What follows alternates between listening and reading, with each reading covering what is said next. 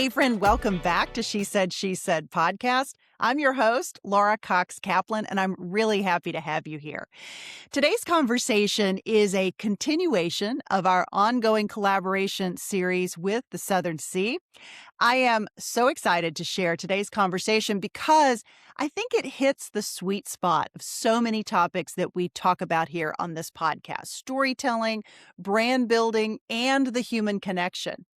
My guest is the delightful Emily Dunn. She is a seasoned brand leader and currently heads the influencer, social PR, and brand partnerships at MacKenzie-Childs. Now, if MacKenzie-Childs is a brand that's new to you, you will probably recognize it by its iconic checkerboard print. This season, they've been rolling out an amazing line that is a lavender checkerboard. It's absolutely gorgeous, so be sure to check that out. But MacKenzie-Childs is an iconic heritage brand. It's been around for about 40 years. Here's what I want you to know going into this conversation. It's not just an inside baseball conversation focused on marketing strategy. Yes, we do get into that, and we do get into influencer strategy and partnerships and what is actually working right now. But we also pull those lessons out to make them useful for you, whether you are building a business, your personal brand, leading a corporation, growing a platform, leading a team, or just simply trying to communicate your value more clearly. Emily brings nearly 2 decades of experience across agencies and startups and big recognizable brands. And what I personally really love about her about her approach is that it's so incredibly grounded. Among the topics that we talk about in this conversation, we talk about the balance between data and intuition and how data can point you in the right direction for sure, but it can't replace human insight, the human insight that you've earned through your experience. We also talk about listening, really listening to your customer, to your community, to your client, not just for validation, but for actual insight. And then we go a step further in the conversation and talk about something that I think everyone will relate to. What do you do when the feedback doesn't feel so helpful, when it's just downright negative? Because sure, feedback is a gift, but negative feedback really needs some guardrails, especially when you're doing high visibility work and when the comments start to get loud and maybe they become a little ugly. Emily shares some practical mindset strategies for protecting your energy, for staying centered, and for continuing to lead with both confidence and clarity. So, friend, whether you're building a brand or maybe rebuilding your confidence, I think there's a lot you'll find to love in this conversation with Emily. Here is episode 355, my conversation with the fabulous Emily Dunn, part of our She Said podcast, the Southern Sea Collaboration Series for 2026. Enjoy. Emily, welcome to She Said. Thank you so much for having me. I'm delighted to be here. Well, I'm delighted to have you. I was so happy to have a chance to get to meet you at the Southern Sea and hear your presentation, and was really excited that we were going to have a chance to have this chat today. So why don't we start with a little bit of background? You work for MacKenzie-Childs, and for most people will know that very iconic brand. I have a couple pieces for anybody who's watching this podcast versus listening to it. I have a couple pieces of this new lavender collection that is just gorgeous, sitting behind me. But maybe tell a little bit about the history of the brand, and then let's talk a bit about your story and how you got there. Hey, I love this question so much. What a perfect way to kick it all off. So, MacKenzie-Childs has been around for 40 years. We are a beloved heritage brand. And even though we've gone through now 5 rounds of different ownership, the design and creativity and joy and whimsy is still such the biggest part of our DNA, and also the beautiful through line of MacKenzie-Childs and the heirloom quality products and the Czech dynasty, if you will. is that whole generational piece. It's so beautiful when someone's grandmother was collecting MacKenzie-Childs, and then those beautiful pieces that hold so many memories are then passed down to the mom, to the daughter, to the granddaughter. And we just love this generational story so much.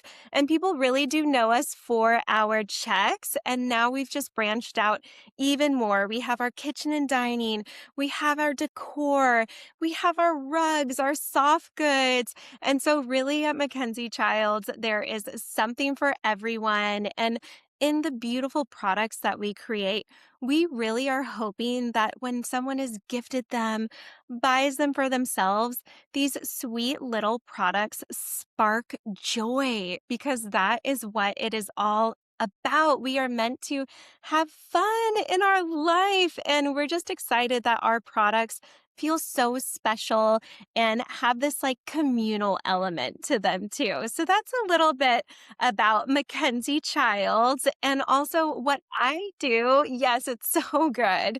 And then what I do there is I head up more the awareness side of the marketing, and I've been with them for almost 4 years now. So under my scope, my amazing team, we're doing all things organic social media, influencer marketing, public relations, experiential events, and brand partnerships.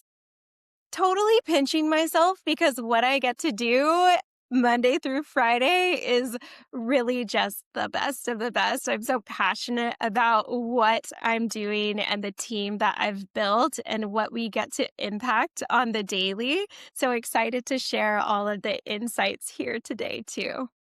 Love that. Maybe talk a little bit about what your background was to bring you to this role and what you were doing before. Yes, absolutely. I am coming here today with close to 17 years of experience, and that spans small startups, that spans agencies, that spans B2B, B2C, large corporations too. But really, I got my start in social media marketing, public relations, digital strategy, and I really gleaned a lot early on in my career on the agency side, working at such a fast pace, so many brands, so many verticals with the smartest, most creative people. And from there, I started working at brands like Fossil Group on the license side. So leading PR influencer for Kate Spade, Michael Kors, Tory Burch, Marc Jacobs, the list goes on and on. And that was so fun because that was so much exposure all at one time. I also did influencer marketing at Neiman's. I went over to Minted. It was so fun to dabble in holiday printed goods and bridal and registry and all of that too. And also took a turn and did some brand marketing over at Snack Kitchen in the wellness space and also did some more fashion too. And so for me, it's been this drive of curiosity to help brands when they're in build mode or pivot mode to really come back to being culturally relevant and really resonating with their communities and their consumers. And I'm just so thrilled that I've now grown that career and landed at MacKenzie-Childs and getting to work across my very favorite disciplines today.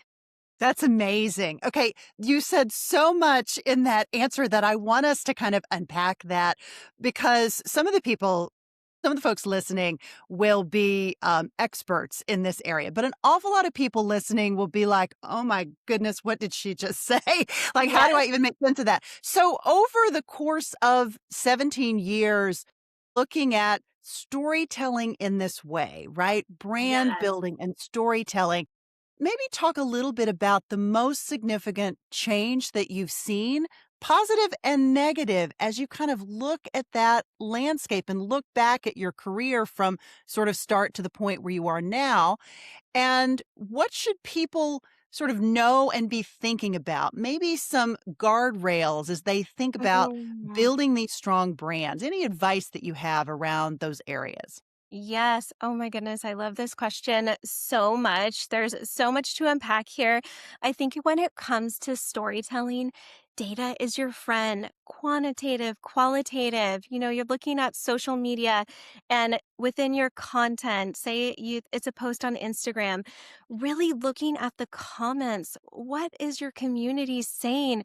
There's so many rich insights there, and that's such valuable data that you can take with you to better storytell on behalf of your brand. I think it's so exciting when you are taking a step back and you're seeing what your community is saying about your brand, what's resonating with them, what's making them feel excited, and then taking that back internally and ideating from there. I think it just makes things so much more compelling when you do it that way in the storytelling, because then it's so relatable. And also, people are like, oh my goodness, they're really listening to us. And that's really exciting too, because it becomes people first, it becomes community first.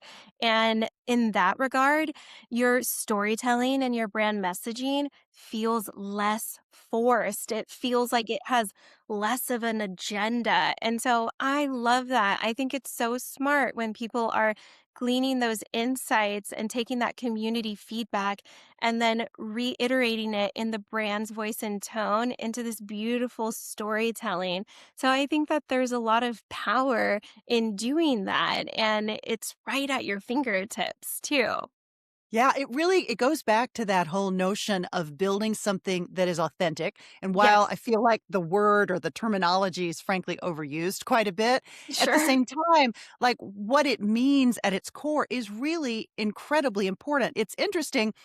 What you just said reminds me of the conversation that we had with Bianca Gates during the Southern Sea. And I should say, since I don't think I said this at the beginning, this conversation with Emily, friends, is part of our She Said podcast, the Southern Sea collaboration series for 2026. And of course, the conversation with Bianca Gates, who's the co founder of Birdies, was as well.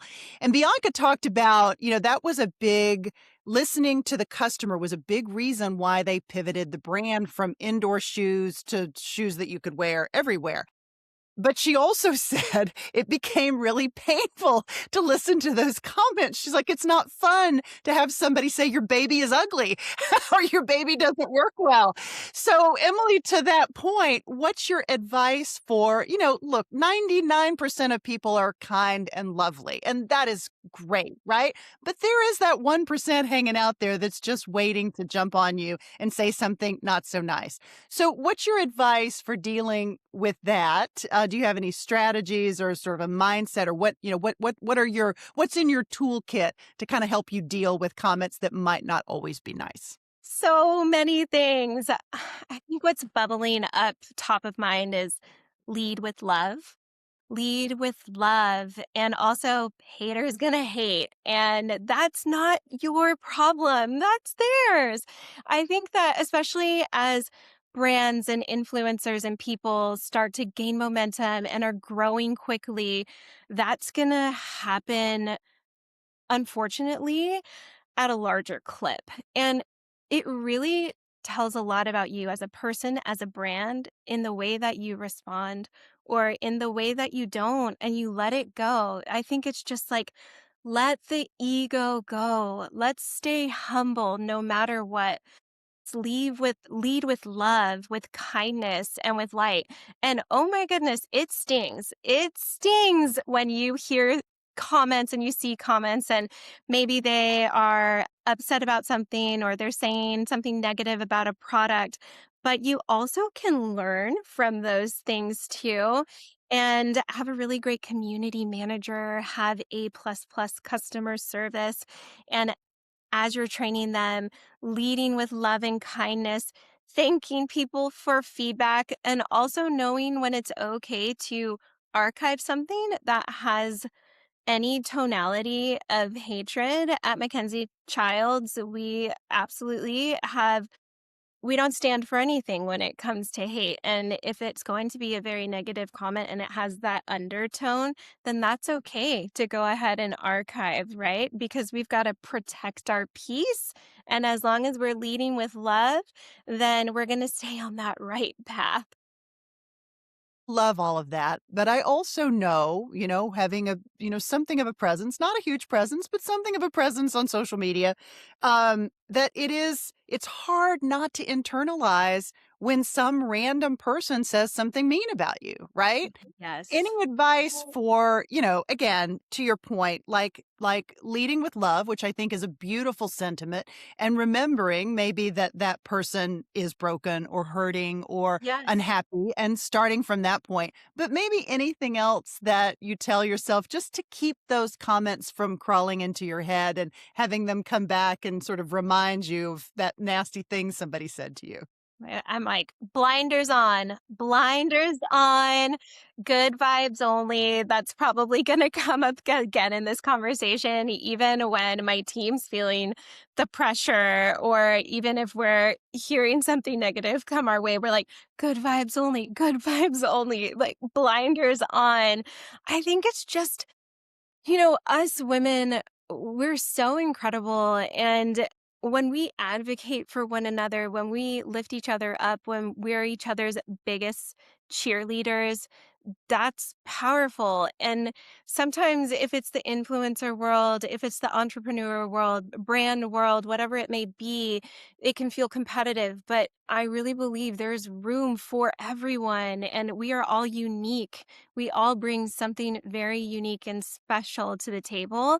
And like you said, it's that inner knowing of yourself and who you are, and that when someone is saying those things to you, putting those comments out there, you coming back to center and being so grounded in who you are and knowing that that's them. That has nothing to do with you, right? And I think in the moment, to find that grounding stillness and that reassurance and reaffirming of who you are, you're stronger for it. And, maybe you say, wow, they're having a terrible day. I wish them well. Let's put some good karma their way. And then just go on with your day. But it is a very hard path to travel. Yeah, for sure. And also I would say, having a strong team around you, having a network of people that can, you can say, "Hey, I'm struggling with this comment or these, negative Yes, comments that came in," and having yes, people that kind of act as a buffer can be really helpful as well. So exactly. you mentioned data, which is, it's so important, right? To let data be that kind of bright line, keeping you focused. At the same time, sometimes the data can conflict with your instincts or your experience or, sort of how you've led in the past. So talk about getting the balance right between what the data is saying and what your gut is telling you. I love this, and I am such an intuition girly at the core. So when I think about this balance, data is the compass, but it is not the whole map. And when you have that mentality, I feel like that's where the real magic starts to happen. Is data's going to lead us. It's going to tell you the what, but it's not always going to tell you the why. And that's where we can take our intuition, we can take our creativity, we can tap into our other expertise and build out that full picture. And I see this coming to life all the time, when like an opportunity just feels right. And you're like, okay, like the data is saying this and we can get behind it. But then there's this other, like, almost like emotion or knowing that you're like, the data is saying this is a good idea, but in knowing these other things, I think it's a viral idea. Or even when it comes to, in our world, influencer marketing on the brand side, and we're building a list and the goal is X. And of course, we're looking at the analytics, we're looking at their following, their audience's affinity, their brand positioning. But sometimes it's just knowing that that person is a great fit too, even if the Yeah. data isn't aligning perfectly. So I think that using data as a compass, but knowing that everything else you bring to the table is going to be like the ultimate guide, which is also a fun thing when we see the evolution of tech and AI taking over. You're like, cool, that's a robot and that's data. And so that's a good compass. But you still bring that human element to the table too. Yeah, I absolutely love that. And it leads me to my next question because you guys do a lot of collaborations and work with a lot of different kinds of partners, influencers in particular. Maybe talk a little bit about how you select those folks, how you know it's a good brand fit because again, like you could look at data like number of followers, the Yes. types of things that that person posts about maybe, but at the same time, how do you know that sort of the values are gonna align and that that person's gonna be a good fit for your brand? Yes, back to our favorite buzzword, authenticity, Right. right? And so, are they already talking about the brand? Do they already own the brand? Are they about family? Are they about community? Are they able to not just influence in the size of their following, but are they able to make people act? When I'm consuming their content, are they moving me? Are they moving me to feel something? Are they moving me to click? Are they moving me to comment? Are they moving me to share their content because it was enriching in some type of way, value adding, because then when you're going deeper and they are also hitting those criteria points, that again is like the secret sauce, right? Mhm. So you've just given great advice, both from the standpoint of the brand and looking at partners, but also potentially for the influencer who may be listening, who's like, how can I get Yes. in front of MacKenzie-Childs? How can I get, picked as an influencer? Any other advice maybe for someone like that who's listening with that particular hat on? Yes, absolutely. I love putting my influencer hat on too, and I am here to help build people's businesses up. It's amazing for influencers looking to capture the attention of brands. Study their social channels, study their Instagram, study their TikToks, whichever platform you're building yourself, and then see where the alignment is. And also, if you are really wanting to get their attention, start interacting with the brand. Make sure you're following them, make sure you're engaging with them. If you can, have a couple of their products, incorporate them into your content. And really show that true alignment, that maybe generational tie if it's MacKenzie-Childs, how you're sparking joy in the everyday. I love like seeing creators, influencers doing pockets of peace and how are we just really helping our communities and bringing joy into the world. And I think when you are able to align yourselves to what the brands are all about and it still stays true to yourself, that really captures the attention of brands. And also, of course, brands, especially with bigger budgets, have access to a lot of software that can create or list build and things like that. But never be too shy to reach out to the brand. Send the brand a DM on Instagram, email the brand, find that alias, because we've found like some of our best partnerships through the outreach because that proactiveness matters. So I think doing those things, you really will be pleasantly surprised at the relationships that you can build with other brands too. Yeah, that's amazing. That's such good advice. Um, because we've just come from the Southern Sea and this conversation is part of that collaboration series, I'd love for you to talk a little bit about why gatherings like that are important, maybe any takeaways that you had from the experience. I'm not sure if you had attended in the past or if this was the first time, but I'd love to know kind of what you learned from that and maybe advice for others who are going into, a networking or maybe conference type situation, how to get the most out of those experiences. Yes. Oh my gosh. Going this year to the Southern Sea was a full circle moment for me. I actually went 10, 11 years ago with one of Wow. my good friends, and it was much earlier on in my career. And it was And in their inception, they've been around for 13, so that was the very beginning. yes, Oh. they had not arrived at Sea Island yet. It was in Charleston. Right. And I was just so inspired. I mean, the best brands, the most intelligent, beautiful, creative women, kind, supportive. And it was so like nourishing for me at the time and motivating.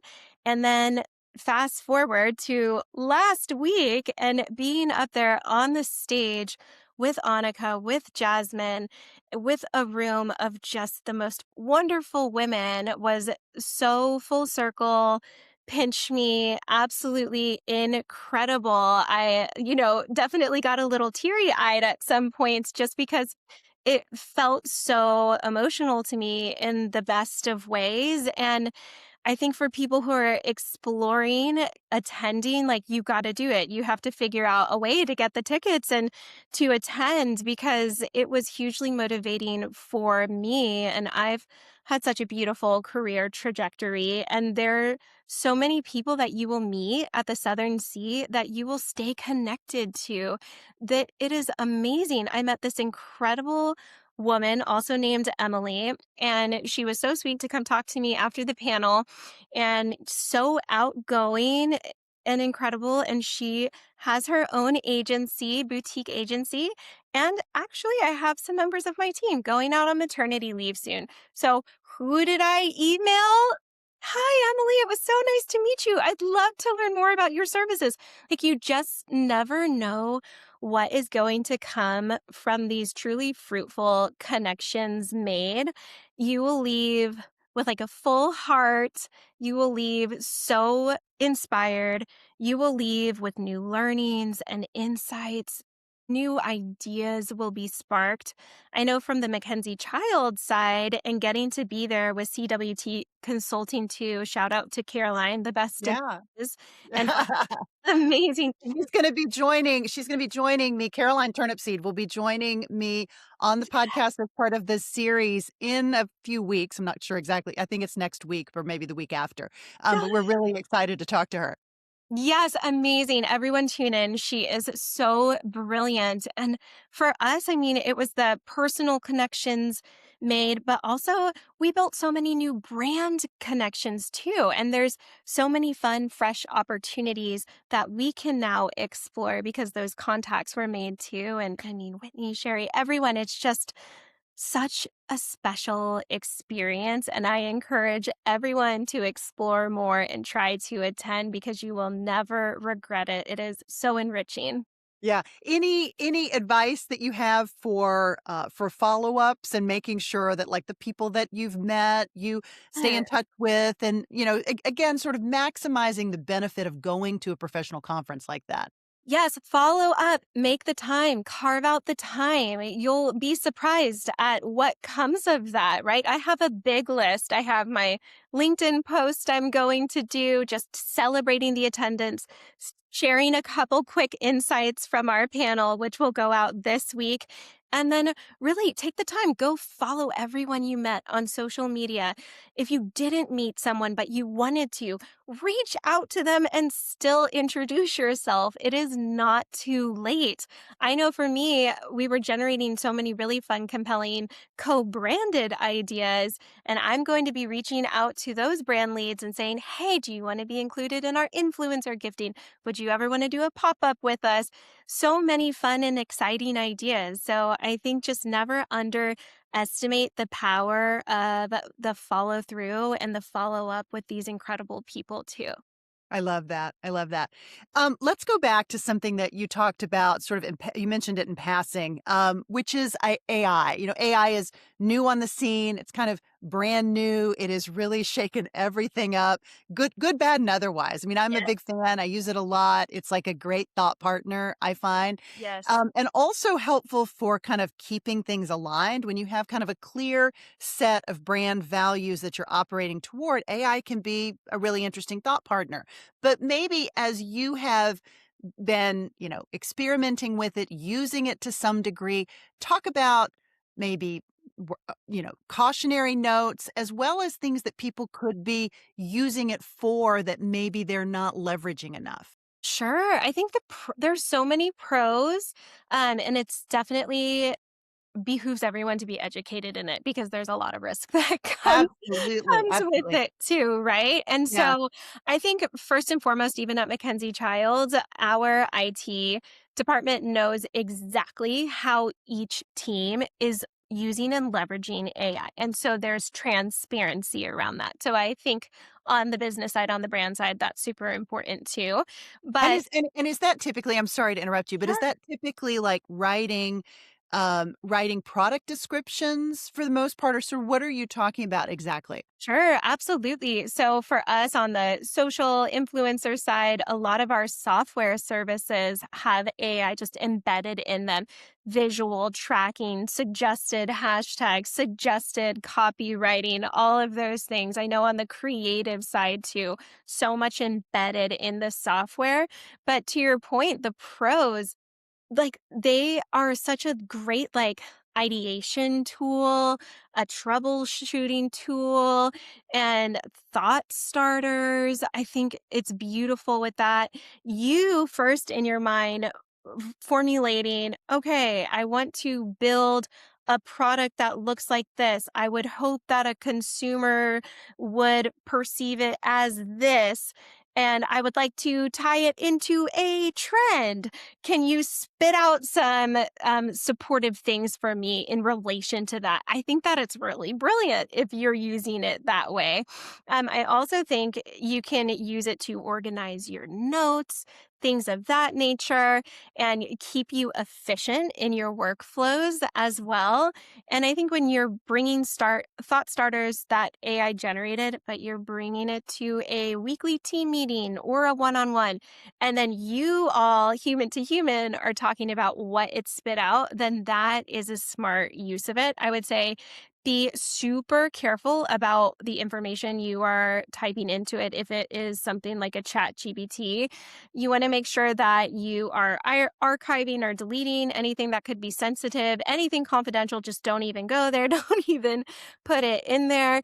But I think when you are educated in it, it can be such a great, efficient tool. And we use it all the time. I mean, me personally, professionally. And one thing I want to do is start exploring more of my creative side. And so I will tell, ChatGPT, these are my favorite hobbies. What would you suggest that I try and do as a side project to nurture myself, right? Like That busy mom, but wanting to get back to that creative identity and have some fun. So I think that there's a lot of beautiful ways that we can use it as well. I love that. One of the ways that I've been using it this year is for meal planning. So Yes. my husband and I are very sensitive to sugar and cholesterol, and some of us more than others are aiming for a bit of weight loss. I'm not going to name names, but I put those things in chat, or we'll put what I already have in the refrigerator into Yes. chat, and have created a pulse so that it serves me up a meal plan for options breakfast, lunch, and dinner Amazing. that morning when I open up my computer, which I just think is so amazing. It's made such a big difference of answering that age-old question, what the heck is for dinner? Exactly. And I only have X amount of time to create it. So Exactly. serve me up recipes that facilitate that. I'm gluten free and also trying to cut out dairy. So I'm using it the same way you are as well. And it is a game changer. It's awesome. It really is. It really is awesome. I know that, this kind of work and feeding social media and being sort of at the tip of the spear as it relates to this sort of influencer marketplace is relentless. It never sleeps. It's just more, more, more, more, more. How Yes. do you manage yourself and your time? How do you, if you get burned out, what's your strategy for kind of getting back on track and nourishing yourself, sustaining yourself? Yes, I feel like I have been learning this lesson for the past couple of years, especially because, and, completely honest and transparent with you in this beautiful community. Like, I have experienced extreme burnout. I've seen it in my lab work. It's like that cortisol level is not okay, and we need to do Right. something about it because the stress load is too much. Like, you are doing too much. You are saying yes too much. And it really is stepping into your power and advocating for yourself. And also realizing some of the most brilliant ideas and work is nurtured and happens in times again, of that grounded stillness. Like it's when people are driving and they have wonderful ideas, or they're taking a shower, or they're, just like walking the dog. It's because there isn't the pressure and the noise coming at you. And so for myself, it's where am I out of the busy work schedule and having two young daughters and all of the other things that are on the to-do list?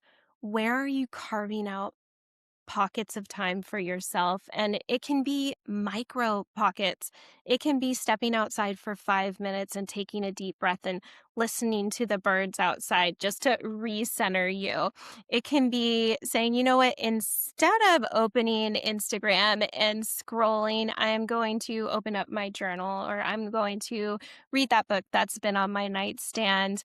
And it's also being as a team leader, I need to be modeling that for my team. I need to not schedule meetings over a sacred lunch hour.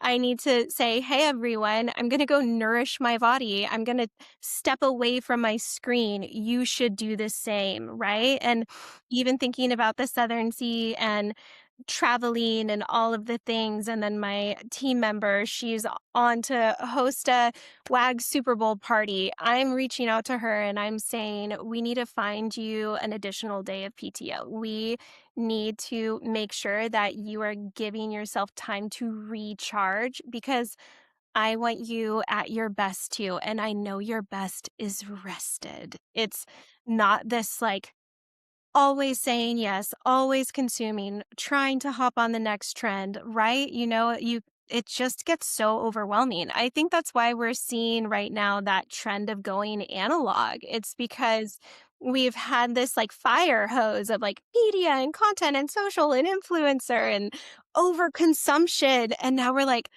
I just want to pick up a paintbrush. Like, I don't want to be by a screen right now. Yeah. And I think that it's nice to listen to those things and to lean into those things. And if we are seeing a collective shift, then responding to that in an appropriate way too, and building more, brand in-person experiences. But I think it's really like stepping into your power, knowing your boundaries so you can protect your peace. And also, like, saying no feels good after you've said yes for so long. And you can always say no, because if I do this, then I will just deplete myself and you're not going to get the best version of me. And it took me many years to finally come to that point of, all right, I'm shifting my behaviors and my mentality, and I'm going to model that for my team as well. And it's been so enlightening in the best of ways too.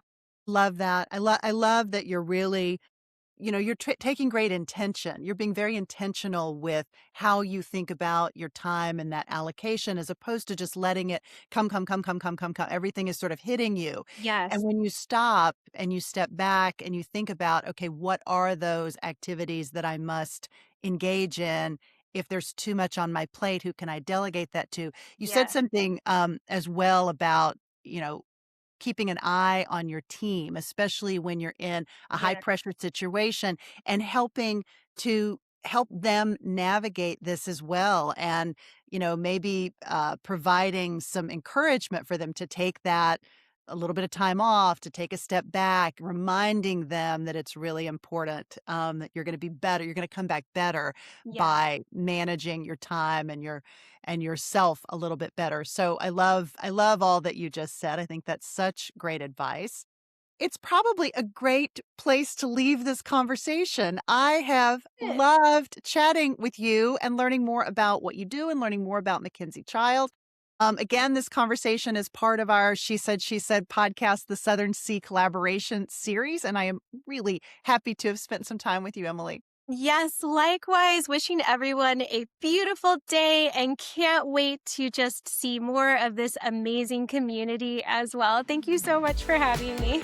You're so welcome.